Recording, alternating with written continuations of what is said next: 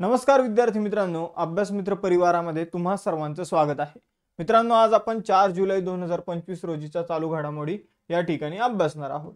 मग सुरुवात करूया आजच्या सेशनला. जर हे सेशन तुम्ही डेली बघत असाल तर सेशनला आताच लाईक आणि चॅनलला सबस्क्राईब करून ठेवा, म्हणजे तुम्हाला रेग्युलर या लेक्चरचे नोटिफिकेशन मिळत जाईल.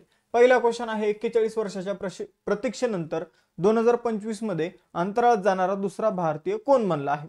तर 41 वर्षांपूर्वी राकेश शर्मा हे रशियाच्या माध्यमातून स्पेसमध्ये जाणारे पहिले भारतीय व्यक्ती ठरले होते. त्यानंतर आता दुसरे भारतीय व्यक्ती ठरलेले आहे शुभांशु शुक्ला.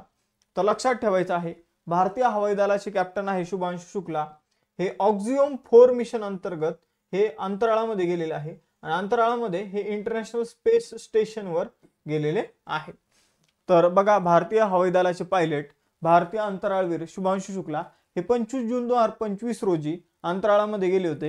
ही बाब आपण 2-3 वेळा कव्हर केली आहे, पण मोस्ट इम्पॉर्टंट आहे, त्यामुळे लक्षात ठेवायचे आहे. स्पेस एक्सचं फाल्कन 9 नावाचं जे रॉकेट आहे त्याच्या माध्यमातून फ्लोरिडा या ठिकाणावरून ते केनेडी स्पेस सेंटर मधून ऑक्झिओम 4 मिशन अंतर्गत त्यांनी उड्डाण केलेलं आहे आणि ते ISS म्हणजे इंटरनॅशनल स्पेस स्टेशनवर जाऊन पोहोचलेले आहे. बघा, 1984 मध्ये सोयूज नावाचं जे काही अंतराळ यान होतं, जे आजही रशिया वापरतं, तर त्याच्या माध्यमातून पहिल्यांदा अंतराळात भारतीय अंतराळवीर राकेश शर्मा हे पहिल्यांदा अंतराळामध्ये पोहोचले होते. ते पहिले भारतीय होते असं करणारे. आणि आता शुभांशु शुक्ला हे दुसरे भारतीय बनलेले आहे. 41 वर्षानंतर आपण जर बघितलं, भारतीय व्यक्ती अंतराळामध्ये गेलेले आहे. यापूर्वी भारतीय वंशाचे व्यक्ती जे आहे ते अंतराळामध्ये गेलेले आहे, जसं की सुनीता विलियम्स भारतीय वंशाचे आहे, ते अंतराळामध्ये गेलेले आहे. पण भारतीय व्यक्ती जे आहे पहिले होते राकेश शर्मा आणि दुसरे आहे शुभांशु शुक्ला. आता बघा, अंतराळ विषयक चालू घडामोडी आता आपण इथं बघूया. जगातील पहिला व्यावसायिक अवकाश पाळत ठेवणारा उपग्रह स्कॉट कोणी प्रक्षेपित केलेला आहे? तर भारतीय स्टार्टअप आहे दिगंतारा, त्याने स्कॉट उपग्रह जो आहे तो प्रक्षेपित केलेला आहे. आता अवकाश पाळत ठेवणारा उपग्रह म्हणजे काय? तर सिंपल, हा काय करतो, अवकाशामध्ये जे काही उपग्रह आहे, स्पेसमध्ये जे काही ऑब्जेक्ट आहे, तर त्यावर आपण म्हणूया वॉच ठेवतो. अशा प्रकारचा हा उपग्रह आहे, त्यावर लक्ष ठेवण्याचं काम करतो. तर असा जो उपग्रह आहे तो दिगंतारा या भारतीय स्टार्टअपने विकसित केलेला आहे. समजून घ्या की तुम्हाला वाटत असेल की स्पेसिफिक चायनीज जे काही उपग्रह आहे त्यावर आपल्याला लक्ष ठेवायचं आहे, ते भारताचं येऊन पूर्ण मॅपिंग तर करत नाही ना, किंवा भारताचं पूर्ण जे काही इमेजेस चायनामध्ये पाठवत नाही ना, त्यांचा रूट वगैरे काय आहे ते रूट चेंज करतात का? अशा प्रकारच्या जर सुविधा आपल्याला पाहिजे असेल तर ते दिगंतारा यांच्या स्कॉट नावाच्या उपग्रहाच्या माध्यमातून दिले जाणार आहे.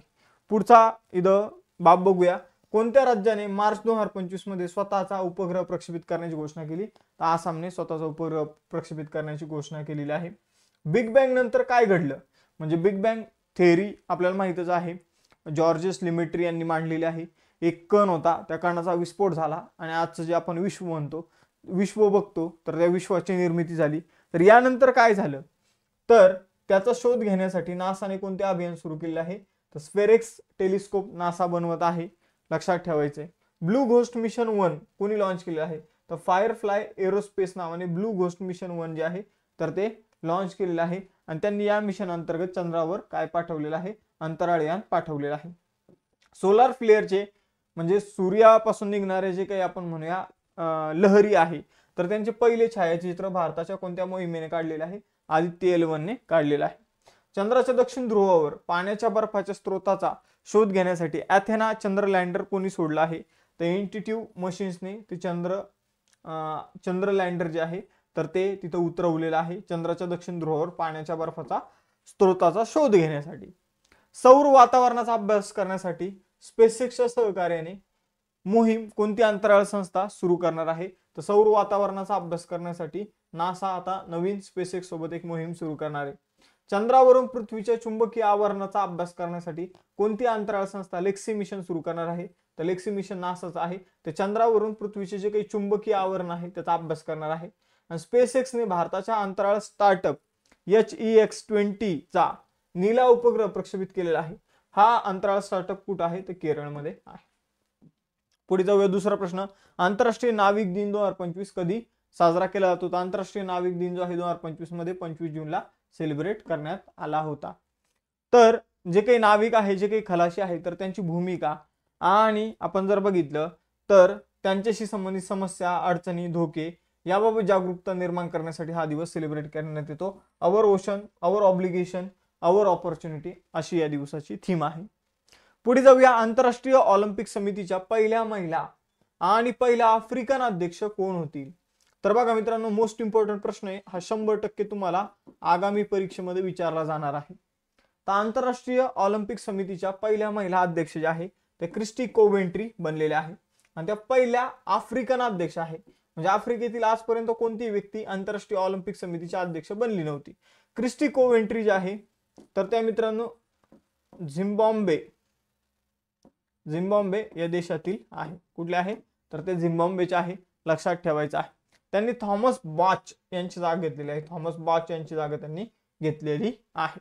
तर पहिल्या महिला अध्यक्ष असणारे आंतरराष्ट्रीय ऑलिम्पिक समितीच्या आणि पहिल्या आफ्रिकन अध्यक्ष असणार आहे ज्या आंतरराष्ट्रीय ऑलिम्पिक समितीच्या अध्यक्षपद भूषवणार आहे. मग आपण जर बघितलं तर आंतरराष्ट्रीय ऑलिम्पिक समिती या ऑलिम्पिक खेळाचं सगळं मॅनेजमेंट वगैरे करते. आंतरराष्ट्रीय ऑलिम्पिक समितीची स्थापना 23 जून 1894 मध्ये पिएरे डी कुबर्टिन यांनी केली होती. त्यानंतर आपण जर बघितलं पहिले अध्यक्ष डेमेट्रियोस विकेलस हे तिचे बनले होते. मुख्यालय लुसाने स्वित्झर्लंड मध्ये आहे. क्रिस्टी कोवेंट्री अध्यक्ष आहे, मूळचे त्या झिम्बाब्वेचे आहे. पुढे जाऊया. चौथा क्वेश्चन. केंद्रीय मंत्री डॉक्टर जितेंद्र सिंह यांनी प्रकाशित केलेल्या हिस्ट्री दॅट इंडिया इग्नोर या पुस्तकाचे लेखक कोण आहेत? तर बघा मित्रांनो, हिस्ट्री दॅट इंडिया इग्नोर या पुस्तकाचे लेखक आहे प्रेम प्रकाश. बघा मित्रांनो, केंद्रीय मंत्री डॉक्टर जितेंद्र सिंह यांच्या हस्ते ज्येष्ठ पत्रकार प्रेम प्रकाश यांचं हिस्ट्री दॅट इंडिया इग्नोर या पुस्तकाचं प्रकाशन झालेलं आहे. या पुस्तकात भारताच्या स्वातंत्र्याशी संबंधित असे मुद्दे उपस्थित करण्यात आलेले आहे ज्यांचा इतिहासामध्ये आपल्याला कमी उल्लेख बघायला मिळतो. 10वी उत्तीर्ण मुलींना व्यावसायिक कौशल्य प्रदान करून स्वावलंबी बनवण्याच्या उद्देशाने केंद्र सरकारने कोणती योजना सुरू केली आहे? तर पाचवा क्वेश्चन आहे. केंद्र सरकारने 10वी उत्तीर्ण झालेल्या मुलींसाठी एक नवीन योजना सुरू केली आहे, नवव्या योजना. काय नाव आहे? नवव्या योजना. नवव्याचा फुल फॉर्म आहे nurturing aspiration through vocational training for young adolescent girls. तर असा याचा फुल फॉर्म आहे नवव्याचा. नवव्या उपक्रम 16 ते 18 वयोगटातील ज्या मुलींचं 10वी पूर्ण झालेलं आहे अशा किशोरवयीन मुलींना काय करण्यासाठी तर स्वावलंबी बनवण्यासाठी ही नवव्या नावाची योजना सुरू करण्यात आलेली आहे. अपारंपरिक नोकरीच्या भूमिकेमध्ये व्यावसायिक प्रशिक्षण देणे हा या पाठीमागील उद्देश आहे. म्हणजे आपण जर बघितलं तर नवव्या उपक्रमाअंतर्गत व्यावसायिक शिक्षण जे आहे तर ते दिले जाणार आहे. व्यावसायिक शिक्षण फॉर एक्झाम्पल एखादा छोटा मोठा उद्योग जसं की आपण म्हणूया कपडे, डिझायनर कपडे बनवणं, ठीक आहे, हेच एक एक्झाम्पल झालं. असे वेगवेगळे उद्योगाचं प्रशिक्षण जे आहे हे नवव्या उपक्रमाअंतर्गत 10वी पास झालेल्या मुलींना दिले जाणार आहे. आणीबाणीच्या 50व्या वर्धापन दिनानिमित्त भारतात पहिल्यांदाच संविधान हत्या दिन कधी साजरा करण्यात आला? तर बघा मित्रांनो, संविधान हत्या दिन जो आहे तर तो आपलं घेणं राहून गेलं होतं, पण मी तुम्हाला सांगितलं होतं एका क्वेश्चन मध्ये. पण आता आपण प्रॉपर त्याविषयी इथं बघणार आहोत. संविधान हत्या दिन जो आहे तो 25 जूनला डिक्लेअर करण्यात आलेला आहे. का तर 25 जून मित्रांनो, 25 जून 1975 ला इंदिरा गांधीजींनी आणीबाणी लावली होती आणि आणीबाणीमध्ये काय करण्यात आलं होतं, संविधानामधील मेन बाबी चेंज करण्याचा प्रयत्न करण्यात आला होता. जसं की सर्वोच्च न्यायालयाचा, उच्च न्यायालयाचा न्यायिक पुनर्विलोकनाचा अधिकार कमी करण्याचा प्रयत्न करण्यात आला होता. त्याचबरोबर जर आपण बघितलं तरी संसदेचे जे काही लोकसभा, विधानसभा आहे त्यांचा कालावधी 5 वर्षावरून 6 वर्ष चेंज करण्यात आला होता. राष्ट्रपतीवर मंत्रिमंडळाचा सल्ला बंधनकारक करण्यात आला होता. म्हणजे असे चेंजेस जे आहेत ते आपल्या संविधानामध्ये करण्यात आले होते या आणीबाणीच्या कालखंडामध्ये 42वी घटना दुरुस्ती करून. पण आपण ते जे काही चेंजेस आहे तर ते पुढे 44वी घटना दुरुस्ती 1978 जी आहे, 44वी घटना दुरुस्ती 1978 जी आहे तर त्याने या गोष्टी बदलून टाकल्या. पण आणीबाणीच्या काळात या सगळ्या गोष्टी घडल्या होत्या आणि सरकारचं असं म्हणणं आहे की या काळामध्ये संविधानाची काय झालेली आहे, हत्या झालेली आहे. संविधानामध्ये मोठ्या प्रमाणावर बदल करण्यात आले होते. संविधानाचा चुकीचा अर्थ, संविधानामध्ये शब्द होता अंतर्गत अशांतता, याचं नेमकं अर्थ लोकांना माहित नव्हता आणि त्या आधारावर आणीबाणी लागू करण्यात आली होती. म्हणून सरकारने ठरवलंय की इथून पुढे 25 जून हा जो दिवस आहे हा संविधान हत्या दिन म्हणून सेलिब्रेट केला जाईल. मग आपण जर बघितलं तर आणीबाणीला 50 वर्ष पूर्ण झालेले आहे हे सुद्धा लक्षात ठेवा. यावर आपल्याला प्रश्न जो आहे तो परीक्षेमध्ये विचारला जाऊ शकतो. संविधान हत्या दिन 25 जून लक्षात ठेवायचं आहे. बाकी मी तुम्हाला सगळ्या गोष्टी इथं सांगितलेल्या आहे. पुढे जाऊया. बघा मित्रांनो, आपण राज्यसेवेसाठी फाउंडेशन बॅच सुरू केली आहे. यामध्ये राज्यसेवेच्या प्री आणि मेन्सच्या लेक्चर बरोबर तुम्हाला 5 कोर्स मिळणार आहे. त्याची किंमत या बॅचच्या फी पेक्षा पण जास्त आहे. त्या 5 कोर्सेस मध्ये जर आपण बघितलं तर 21,000 PYQ ची batch, NCERT batch, state board batch, notes pack, test series या सगळे तुम्हाला मिळणार आहे. कंबाईन फाउंडेशन बॅच देखील आपण सुरू केलेली आहे. यामध्ये तुम्हाला 4 बॅच NCERT वगळता बाकी राज्यसेवेच्या फाउंडेशन बॅच मध्ये असणाऱ्या सगळ्या बॅच तुम्हाला या ठिकाणी मिळेल. भूगोल ऑप्शनलची बॅच आपण सुरू केलेली आहे. त्याचबरोबर राज्यसेवा आणि कंबाईनसाठी जर तुम्ही फक्त प्रिलिमची तयारी करत आहात, पूर्व परीक्षेची तयारी करत आहात, तर कंबाईनसाठी विजेता बॅच 1 आणि विजयश्री बॅच 2 राज्यसेवेसाठी आपण सुरू केलेली आहे. आणि यशस्वी टेस्ट सिरीज आपण सुरू केलेली आहे राज्यसेवेसाठी. या बॅच तुम्ही सेपरेट घेऊ शकता, जसं की टेस्ट सिरीज, 21,000 PYQ, त्याचबरोबर जर बघितलं तर नोट्स पॅक या तुम्ही सेपरेट सुद्धा घेऊ शकता, तुमच्या मनावर आहे. पण तुम्हाला डिस्काउंट सगळ्या बॅचेसवर मिळणार आहे. मग डिस्काउंट कसं मिळवायचं हे बघा. अभ्यास मित्रचा ॲप डाउनलोड करा. त्याचबरोबर डाउनलोड केल्यानंतर तुम्ही बघा त्यामध्ये बॅच विषयक इन्फॉर्मेशन दिसेल. थोडं खाली स्क्रोल करा, तिथं ऑप्शन दिसेल have a coupon code apply here. मग तिथं जसं तुम्ही CJ live coupon code use करणार तर तसं फी मध्ये तुम्हाला डिस्काउंट झालेलं बघायला मिळणार. ओके, आपला आता जुलै महिन्याचा टाइम टेबल दिलेला आहे, तर तो टाइम टेबल सुद्धा एकदा बघा आणि त्यानुसार लेक्चर करत चला. या नोट्स तुम्हाला ऍप्लिकेशन मध्ये मिळतील किंवा तुम्ही सेपरेट नोट्स पॅक परचेस करू शकता. आता मोस्ट इम्पॉर्टंट क्वेश्चन हा सुद्धा 100% तुम्हाला परीक्षेमध्ये विचारला जाऊ शकतो. शाश्वत विकास उद्दिष्ट निर्देशांक 2025 मध्ये भारताचा क्रमांक काय आहे? तर शाश्वत विकास उद्दिष्ट मित्रांनो, क्रमांक बघण्या अगोदर समजून घेऊया. हे उद्दिष्ट जे आहे ते 2016 ते 2030 दरम्यान आपल्याला कंप्लीट करायचे आहे. 2016 ते 2030 आपण जर बघितलं ही उद्दिष्ट एकूण 17 आहे. सर्व देशांना ही उद्दिष्ट कंप्लीट करायची आहे, म्हणून यांना जागतिक ध्येय म्हणून सुद्धा यांना ओळखलं जातं. बघा मित्रांनो, या शाश्वत विकास उद्दिष्टांनी मिलेनियम डेव्हलपमेंट गोल्सची जागा घेतलेली आहे. MDG ची जागा कोणी घेतली? SDG ने घेतलेली आहे, लक्षात ठेवायचं आहे. मग आता ही जी 17 ध्येय आहे ही तुमच्या समोर आहे. No poverty, zero hunger, good health and wellbeing, quality education, gender equality, clean water and sanitization. इथं मला पण स्पष्ट दिसत नाही, पण हे मला माहिती आहे. अफोर्डेबल अँड क्लीन एनर्जी, त्याचबरोबर इनोव्हेशन इन्फ्रास्ट्रक्चर, ठीक आहे. त्यानंतर इथं काय तर हे मला पण आता दिसत नाहीये. इकॉनॉमिक ग्रोथशी संबंधित आहे, ठीक आहे. त्यानंतर इनोव्हेशन इन्फ्रास्ट्रक्चर 9वं उद्दिष्ट आहे. रिड्यूस इनइक्वॅलिटी, त्यानंतर सस्टेनेबल सिटीज आपल्याला तयार करायचे आहे. रिस्पॉन्सिबल होम कन्झम्पशन तयार करायचं आहे. क्लायमेट ऍक्शन करायचे आहे. 13वं इथं काय आहे? SDG आहे. त्यानंतर लाईफ बिलो वॉटर 14वे SDG आहे. 15वा आहे लाईफ ऑन लँड म्हणजे जमिनीवरील जीवन. 16वा आहे peace, justice and strong institution आणि 17वा आहे पार्टनरशिप फॉर द गोल्स. तर अशी 17 उद्दिष्ट आहे. मग त्याबाबत सगळ्या देशांची कामगिरी बघितली जाते आणि प्रत्येक देशाला नंबरिंग जे आहे ते दिलं जातं. मग भारत जो आहे तो जगात 99व्या क्रमांकावर आहे. आपण जर बघितलं तर हा निर्देशांक संयुक्त राष्ट्राच्या सस्टेनेबल डेव्हलपमेंट सोल्युशन नेटवर्क अंतर्गत तयार करण्यात आलेला आहे. 17 उद्दिष्टांमध्ये किती कोणी कामगिरी केली त्या आधारावर हा निर्देशांक काढला जातो. भारत 99व्या क्रमांकावर, लक्षात ठेवा.